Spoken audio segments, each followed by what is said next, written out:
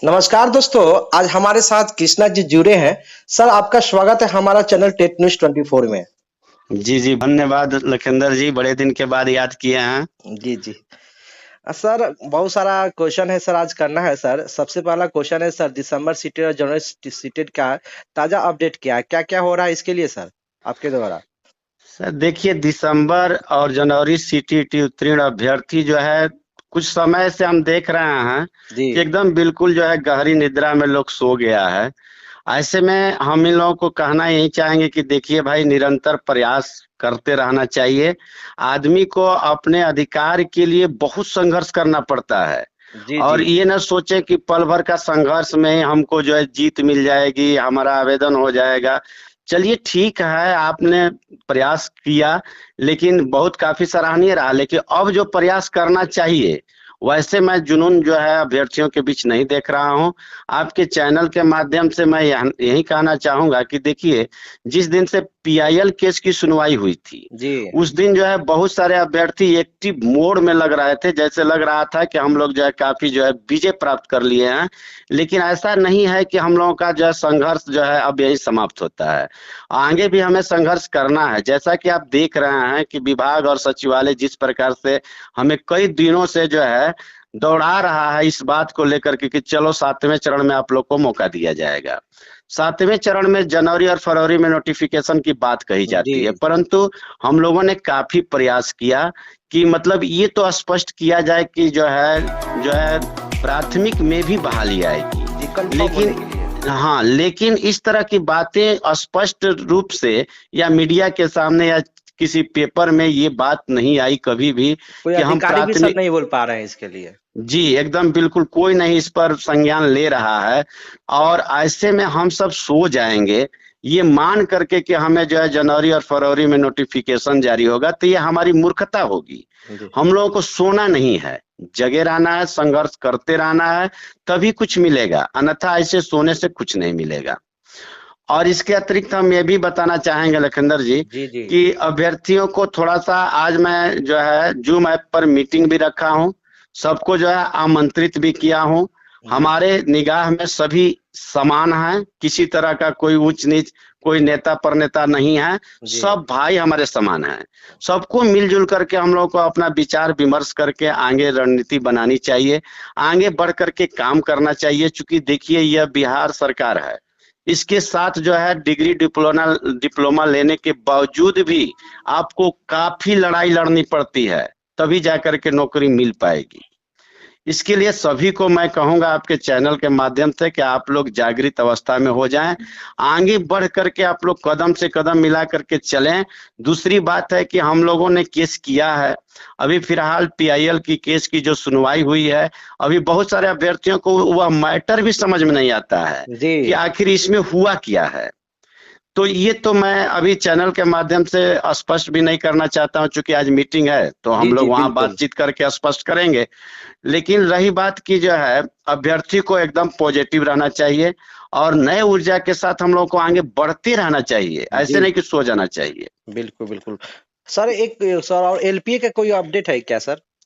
जी, LPA का update यही है कि अब तक तो अधिवक्ता जो है ये बोलते आ रहे थे कि कोर्ट जो है फिजिकल होगा तो आपका केस जो है मेंशन पर चढ़ेगी। लेकिन अभी तो आप देखे कि पेपर में निकला हुआ था 27 तारीख से कोर्ट जो है फिजिकल होने की बात कही गई थी। जी। ऐसे में अधिवक्ता से भी बात हुई तो कहे कि ठीक है अभी तो हुआ नहीं है समय, जो भी होगा हम उस पर जो है आपकी केस को मेंशन कराएंगे और बहुत जल्द सुनवाई करवाएंगे। इसका अपडेट भी मिलेगा क्योंकि अभी जो है आगे प्रक्रिया बढ़ती है। देखिए 1-2 तारीख तक 3 तारीख तक मेंशनिंग की बात अगर आती है सामने तो हम जो है अपने चैनल के माध्यम से या आप लोग के चैनल के माध्यम से खबर जो है अभ्यर्थियों के बीच अवश्य देंगे एलपीए केस का। जी, जी। सर देखने को मिल रहा है सर जैसे संजय सर एक लेटर जारी किए हैं उसमें जाँच के नाम पर सर कितना समय लगेगा, कब क्या होगा इसका कोई अता-पता नहीं है। अभी संशय की स्थिति बना हुआ है। सर जुलाई वाले जो पहले आवेदन कर चुके हैं जिनका काउंसलिंग हो गया, उन लोग भी परेशान हैं। थर्ड काउंसलिंग भी नहीं हो रहा है। सर इस पर थोड़ा लाइन कुछ बोल सकते हैं क्या? आपके द्वारा क्या आइडिया है सर इस पर? देखिए हम बताते हैं लखनदर जी, जुलाई वाले हों चाहे बीटेट हो या टेट हो, सभी अभ्यर्थी परेशान हैं। जी। मैंने तो साफ सुथरा मैं बोलता हूं कि जो आवेदन कर दिया वो भी उतना ही परेशान है, जो आवेदन नहीं किया वो भी उतना ही परेशान बिल्कुल है। सर। समस्या कहाँ से उत्पन्न हो रही है, इसको हर अभ्यर्थी को समझना चाहिए। समस्या जो है सरकार से उत्पन्न हो रही है, क्योंकि देखिए एक न एक नई चीजें जो है आती आ रही हैं, जिससे लग रहा है कि जो है ये बहाली पूर्ण ही नहीं हो पाएगी, और कितने वर्ष लग जाएंगे ये छठवें चरण पूरा होने में, ऐसा कुछ कहा भी नहीं जा सकता है। देखिए अभी फिलहाल जो लेटर जारी हुआ था, ये कहा जा रहा है कि जो है आप लोग का टेट बीटेट सीटेट जितने भी सर्टिफिकेट हैं उसको जो है हम निचले पायदान पर ले करके जांच करवाएंगे। जी, ये विशेष तो दूत के द्वारा। पंचवर्षीय योजना के तहत पहले ऐसा हुआ करता था, बिल्कुल सर। जांच की प्रक्रिया यही थी। आप ये समझिए कि अपने यहाँ एक सिस्टम पोर्टल के माध्यम से जब ये कार्य नहीं हो पाएगा, तो आप समझ सकते हैं कि निचले पायदान पर जाने पर कितने फर्जीवाड़ा काम होता है।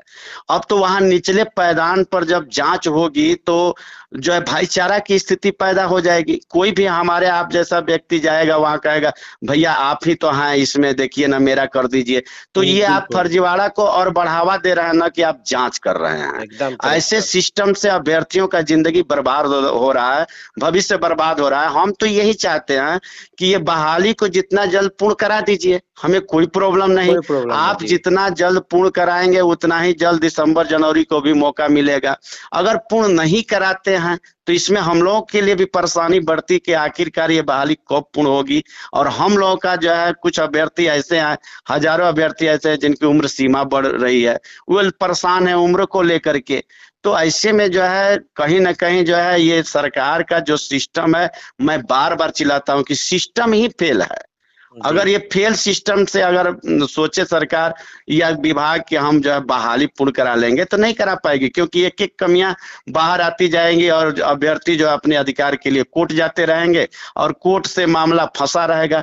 अभी फिलहाल आप देखिए जो है राजस्थान में जो अभी डीएलएड बीएड को लेकर के जो खबर आ रही है, जी। जी। उसमें आपने देखा कि देखिए फिर जो है स्थिति ऐसी पैदा हो गई कि फिर जो है डीएलएड को जो है 1 to 5 में प्राथमिकता की बात आने लगी। बीएड वालों का जो है रिजल्ट को रिजल्ट रोकने की पेंडिंग है बात जी। कही जा रही है। तो कहीं ना कहीं ये सिस्टम फंसा हुआ है। जी। एनसीटी का जो गजट है उस पर भी अगर ध्यान दिया जाए तो हमको तो लगता है कि राजस्थान में यदि डीएलएड को मिलता है प्राथमिकता, तो फिर बिहार में भी समझ जाइए कि डीएलएड प्राथमिकता होगी। अगर डीएलएड की प्राथमिकता ये छठवें चरण में लागू हो गई तो आप समझिए कि कैसा बहाली हो रहा है, जी। जी। ये कैसा सिस्टम नहीं है। सिस्टम सर, ये सबसे बड़ी बात है सर, कब क्या हो जाएगा, कब लेटर कौन जारी हो जाएगा पते नहीं चल रहा है। पता अभी ही नहीं चल रहा हजारों है। लेटर अभी सर 94 शिक्षक बहाली के लिए निकल चुका है। आज सब लेटर में सर कुछ ना कुछ कमी ही रहता है। हाँ। हमारे कहने का मतलब ये है लखनदर जी कि जी। लेटर कब जारी किया जाता है। जी। देखिए लेटर दो ही अर्थों में जारी किया जाता है। एक तो है कि आप अपनी कमियों को छिपाने के लिए किसी तरह से ये चाहते हैं कि आगे प्रक्रिया बढ़े, इसके लिए आप लेटर जारी करते रहते हैं, जो बहुत सारी खामियां हैं उनको छिपाने के लिए। दूसरी बात होती है कि चलिए अभ्यर्थी हित में आप काम कर रहे हैं तो लेटर पर आप बहाली नहीं ना करा सकते हैं जी। जी। जी। इसके लिए मूल विज्ञप्ति होती है, नोटिफिकेशन होता है, उसमें सारी चीजें जो है एकदम लिखित हो जाती हैं। जी। उसी आधार पर आपको बहाली कराना है, उसका एक समय सीमा होना चाहिए, लेकिन यहाँ तो कोई समय सीमा ही नहीं है। एक छठवें चरण की बहाली के लिए आप समझिए कि 2-2.5 साल का समय बीत गया, लेकिन अभी तक नियुक्ति पत्र नहीं किसी को मिला है। जी। ये स्थिति है। नहीं बहुत सर दिक्कत है सर। सर लास्ट में सर यही कहना चाह रहे हैं सर, दिसंबर और जनवरी सीटेड अभ्यर्थियों के लिए कुछ अभ्यर्थी कर रहे हैं सर आंदोलन कीजिए, तो आंदोलन का उचित समय कब बन रहा है? देखिए आंदोलन ठीक है, आंदोलन अपने अधिकार के लिए करना बहुत जरूरी है, परंतु उसका भी एक उचित समय होना चाहिए।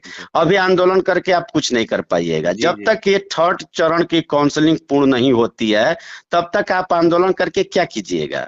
थर्ड चरण की काउंसलिंग पूर्ण हो जाएगी तो हम चढ़ करके ये बात कहेंगे कि आपको रिक्तियां अब मंगानी चाहिए। इतने दिन आप तो हमको जो है टालते रहे, लेकिन अब तो टालने का कोई आपके पास जो है मौका नहीं है।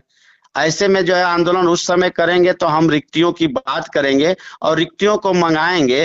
अन्य बहुत सारे अभी भी बहुत सारी रिक्तियां हैं, उसमें जो है जोड़वाया जाएगा और जो बची हुई जो है रिक्तियां होंगी सारे को इकट्ठा कराने का काम हम लोग जो है आंदोलन के माध्यम से जी करेंगे। जी जी। और आंदोलन तो हम ये चाहते हैं कि देखिए एक दिवसीय आंदोलन से कुछ भी मिलने वाला हम लोग को नहीं है। नहीं सर इसके बिल्कुल। लिए जो है समय देना पड़ेगा, अभ्यर्थियों को परित्याग करना पड़ेगा।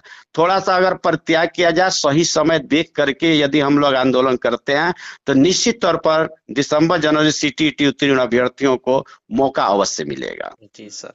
ओके सर, अंत में सर आप कुछ अभ्यर्थियों से कहना चाहेंगे क्या सर? नहीं, बहुत कुछ कहना हमें नहीं है। अब यही कहना है कि आज जो है आपके चैनल के माध्यम से फिर मैं कह देना चाहता हूं कि जूम ऐप पर मीटिंग है, सभी लोग सादर आमंत्रित हैं। जिनके पास जूम ऐप का जो है लिंक भेजा गया है वह अवश्य जुड़े, जिनके पास नहीं भेजा गया है वो अपने दोस्तों से भी बात करके जुड़े। और हम यही कहेंगे कि खास तौर पर यह मीटिंग दिसंबर जनवरी सीटीईटी उत्तीर्ण अभ्यर्थियों के लिए रखा जा रहा है।